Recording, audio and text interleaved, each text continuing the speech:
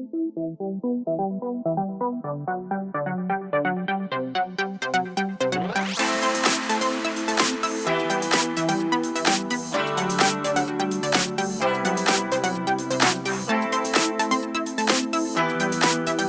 is over 20 years ago.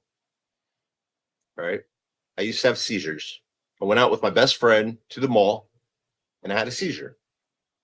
Of course, fucking people called the cops and the cops beat the shit out of me. That's the first experience I've ever had why I fucking hate cops.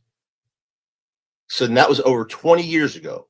So you would just think that they would know about all the medical issues, mental issues of all the people out there, right? Yet, besides that, I was the lucky one. I was the one sent to the hospital. And now, only a couple of days ago, cops got involved again. And let me rewind this, turn the mute off. Man dead.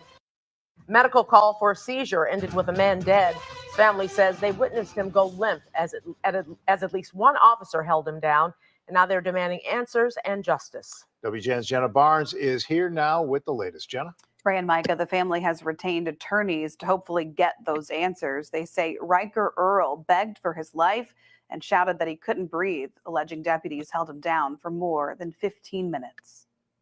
United in their grief, family and friends gathered in Northwest Indiana Tuesday evening as they prepare to lay to rest father of two, 26-year-old Riker Earl. We shouldn't be here today. That's all I have to say. We should not be here today. Their handwritten push for answers, for justice on display in the church parking lot. I had witnessed him begging for his life. Earl's aunt, Miracle Galinsky, was in the room September 8th when she says Jasper County Sheriff's officers pinned Earl face down on the floor for 15 minutes as he shouted he couldn't breathe. He was face down in the pillow with handcuffs behind his back. There was an officer on the upper part of the backside of his body. Police were called there along with emergency medical technicians to help Earl. He was prone to seizures and for the second time that day needed medical assistance for seizures.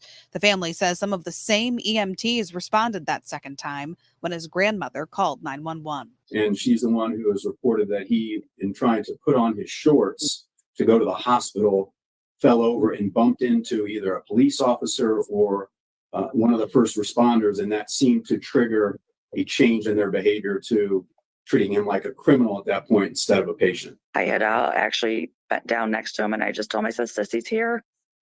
It'll be okay, Riker. It'll be okay. Sissy's here. And then he went limp. And I was just begging and pleading. He's blue. He's blue. Like he's blue. You can tell he's blue. Do something, take his pulse. Earl's aunt says when first responders did take his pulse, there wasn't one.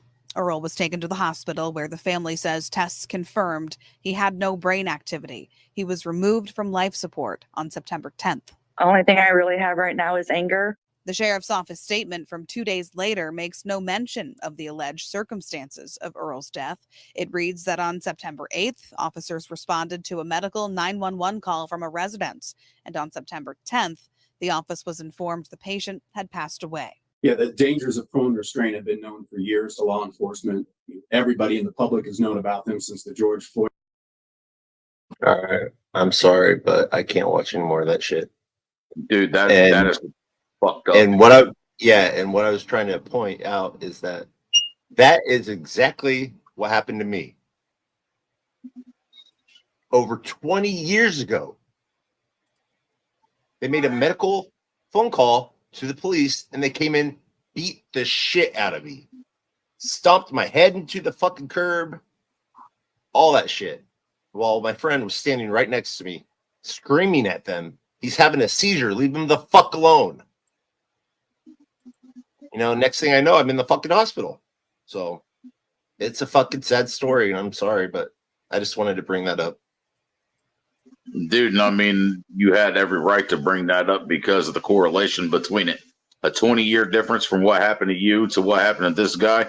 And you were fortunate enough to survive. Dude, Police should not show up on a medical call whatsoever.